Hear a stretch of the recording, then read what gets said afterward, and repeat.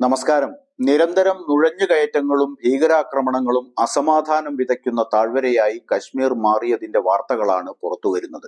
കശ്മീരിലെ കുപ്വാര ജില്ലയിൽ ബുധനാഴ്ച സുരക്ഷാ സേനയും ഭീകരരും തമ്മിലുള്ള ഏറ്റുമുട്ടലിൽ ഒരു ഭീകരൻ കൊല്ലപ്പെടുകയും ഒരു സൈനികന് പരിക്കേൽക്കുകയും ചെയ്തു. ജമ്മുവിനെയും കശ്മീർ താഴ്വരയെയും വിഭജിക്കുന്ന പിർപഞ്ചൽ പർവ്വതനിരകളുടെ തെക്കുഭാഗത്തായി ഭീകരപ്രവർത്തനം കൂടുതൽ ശക്തമാവുന്നു എന്ന റിപ്പോർട്ടുകൾക്കിടയിലാണ് പുതിയ സംഭവം.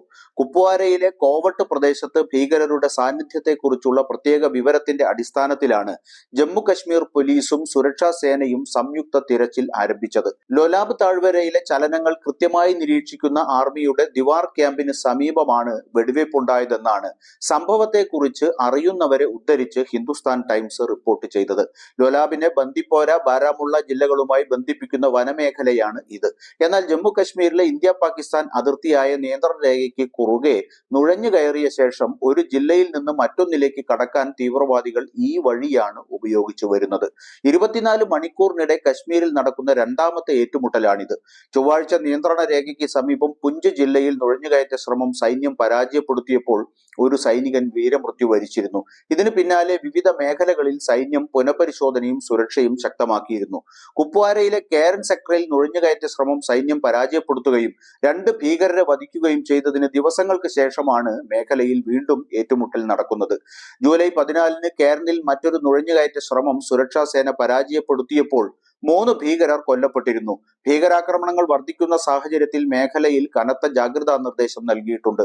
ഡ്രോണുകൾ, ക്വാഡ്കോപ്റ്ററുകൾ, ഹ്യൂമൻ ഇന്റലിജൻസ് എന്നിവ ഉപയോഗിച്ച് ഭീകരരുടെ നീക്കം നിരീക്ഷിക്കാനും നുഴഞ്ഞുകയറ്റം തടയാനും സൈന്യം ശ്രമം തുടരുന്നുണ്ട്. കേരൻ ഒരു സ്ഥിരം നുഴഞ്ഞുകയറ്റ പാതയായി മാറിയ നിലയാണ് ഇപ്പോഴുള്ളത്.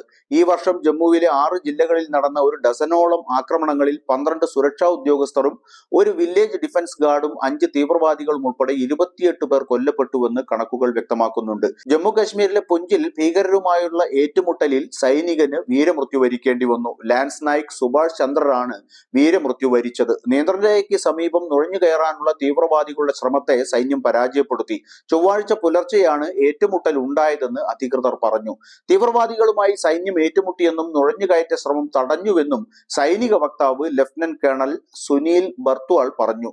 പുലർച്ചെ 3 മണിയോടെയായിരുന്നു ഏറ്റുമുട്ടൽ. കൃഷ്ണഘാട്ടി മേഖലയിൽ വെച്ച് വലിയ ഏറ്റുമുട്ടൽ നടന്നുവെന്നും സൈനികന് പരുക്കേറ്റുവെന്നും ആശുപത്രിയിൽ അദ്ദേഹം വീരമൃത്യു വരിച്ചുവെന്നും സൈനിക വൃത്തങ്ങൾ അറിയിച്ചു. കശ്മീർ അസമാധാനത്തിന്റെ താഴ്വരയായി തുടരുന്നത് കേന്ദ്ര ഗവൺമെന്റിന്റെ കണ്ണു തുറപ്പിക്കേണ്ട കാര്യങ്ങളാണ് ഇപ്പോൾ നടക്കുന്നത് എന്ന് പറയാതെ വയ്യ.